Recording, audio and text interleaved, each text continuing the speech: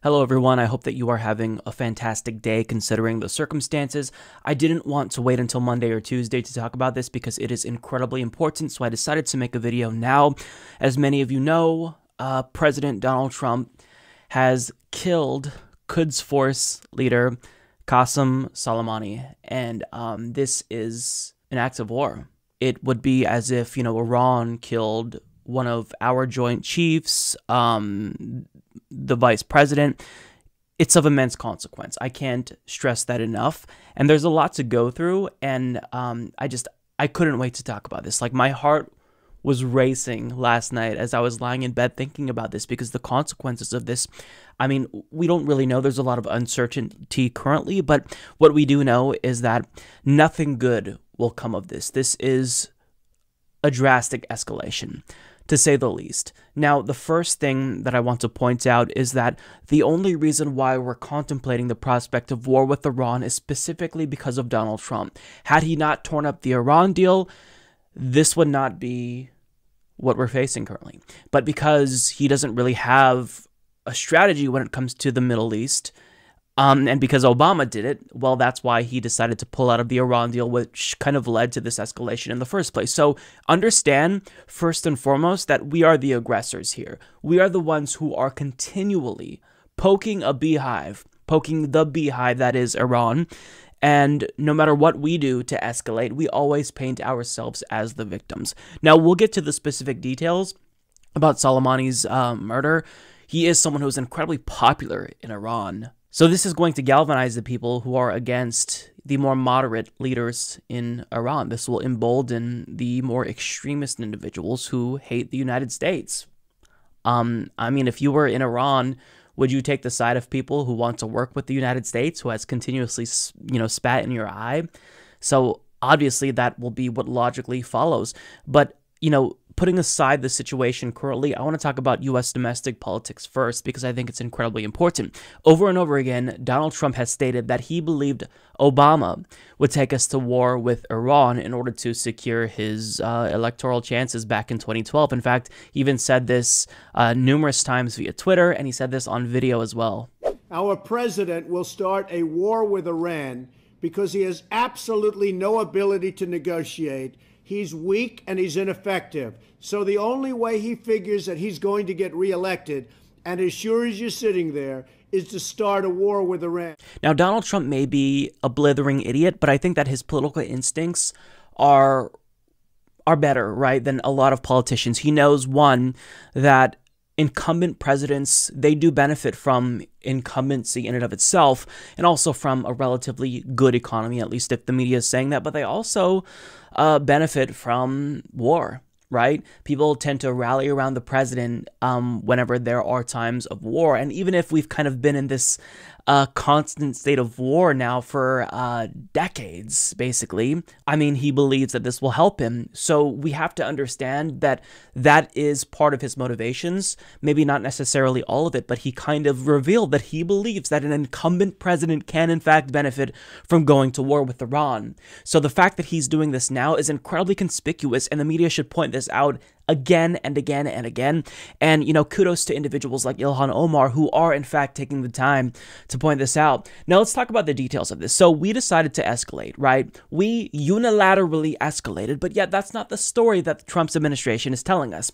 So media is reporting that Soleimani was planning an attack on U.S. diplomats and service members. Mike Pompeo called this attack imminent. And last night was the time that we needed to strike to make sure that this imminent attack that he was working actively was disrupted. And he said this with a straight face, as if we would all believe him after our government told us that Iraq had weapons of mass destruction. Nonetheless, Donald Trump implied that the attack was defensive, and it actually was done in order to prevent war. Imagine being so naive to believe something like that. Mike Pompeo actually contends that the United States is now committed to de-escalation. So as usual, we are the victims, right? We would never do anything to escalate with Iran.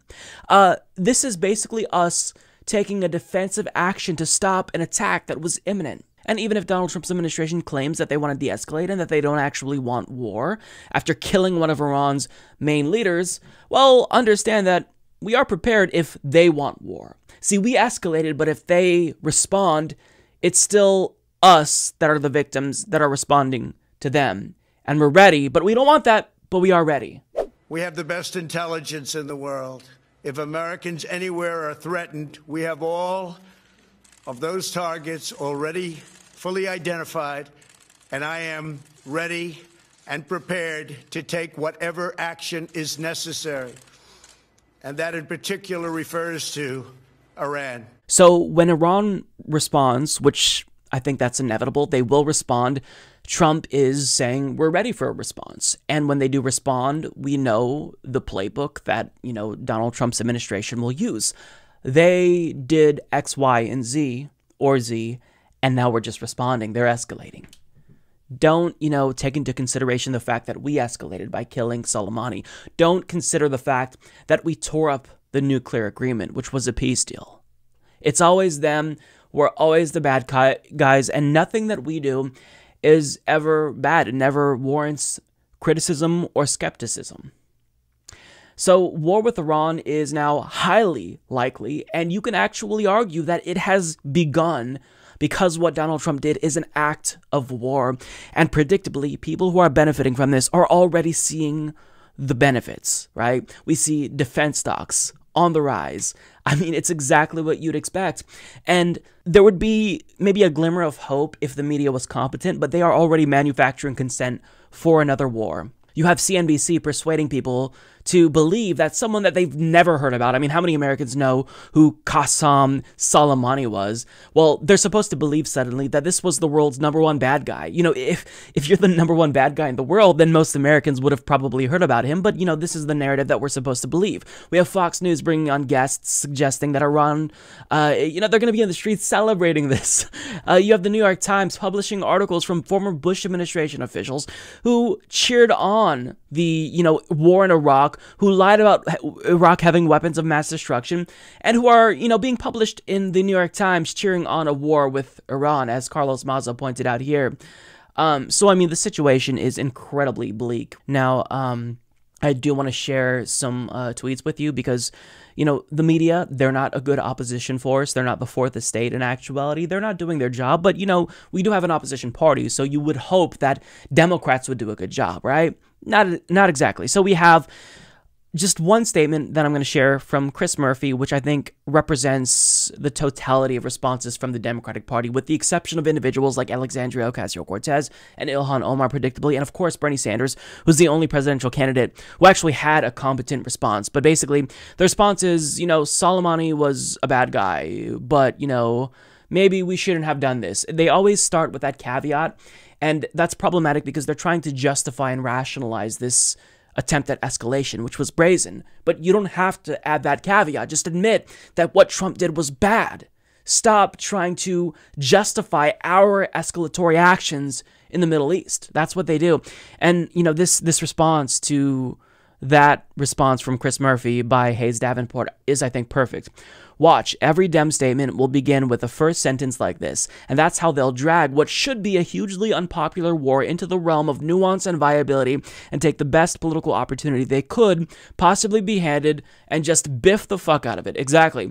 Kyle Kulinski also responded to, Nancy Pelosi, who says that Trump launched airstrikes killing Iranian general without authorization. So they're not necessarily against it, but they just wanted you to ask for permission, and they would have ultimately probably said yes. And, Kyle says here, process criticism instead of substantive criticism. Sir, you didn't fill out the proper paperwork. We're so fucked, dude. And I mean, that's it. That's basically where I'm going to leave you with, because that's the situation. We are fucked. I will show you Bernie Sanders' response because I do believe that his response is solid. It's basically what you want to look for in a leader who I believe will actually de-escalate. But let me see. He put out a response yesterday that I want to find for you. Sorry, and I'm a little bit discombobulated here. I'm a little bit sick. But here we are. When I voted against the war in Iraq in 2002, I feared it would lead to greater destabilization of the region. That fear unfortunately turned out to be true. The U.S. has lost approximately 4,500 brave troops, tens of thousands have been wounded, and we've spent trillions. Trump's dangerous escalation brings us closer to another disastrous war in the Middle East that could cost countless lives and trillions more dollars. Trump promised to end endless wars, but this action puts us on the path to another one. Now, one issue that I take with this is that Bernie Sanders is not pointing out the number of Iranian lives that would be lost in the event we went to war with Iran. Because, I mean, is anyone expecting this to be a war that is waged in Oklahoma? Of course not. This would happen in the Middle East. Maybe it's a proxy war. Maybe it's a war directly in the streets of Iran. We don't know what the end result will be ultimately, but this is going to kill a lot of people, Americans, but mostly Iranians, right? So the loss of life should never, ever be something that we overlook. It's something that is so disgusting, so devastating, that we should absolutely always put that at the foremost, at the front of our concerns, right? It should be our foremost concern, because essentially people in, Iran and the United States, they have only indirect control of what their leaders do, right? In the United States, we can take to the streets and we can protest, which we should do, absolutely. But ultimately, Donald Trump, is he really going to be moved by public opinion? I'm not sure. So we can only scream as loud as we possibly can in hopes that we have some influence over the situation, but the influence that we ultimately will have is minimal. And regardless if we protest or take to the streets, Donald Trump will do what Donald Trump does. He has a massive ego, and if he truly believes that this will help his re-election chances, he will do what will facilitate his re-election, because we know he has no strategy in Iran. He has no Middle East or foreign policy strategy. Like, before he was elected, he didn't know the difference between the Quds and the Kurds. So the man is an idiot. He's going to do what he thinks will benefit him. Now, there's a couple of factors here, right? He's not just going to take us to war with Iran if he thinks that that will help him win re-election, because he also is balancing out this 2016 message of our leaders are stupid and they want to take us to war with Iran. But at the end of the day, we are living in a time where America is comparable to George Orwell's 1984 totalitarian state, right? Where we are fed lines that are so laughable. They're the polar opposite of what is the truth, right? War is peace, freedom is slavery, ignorance is strength. That's essentially, the situation that we're living in, when we escalate with Iran directly and we're told that we're defending ourselves, and that an attack was imminent. I mean, who believes that? Who believes that?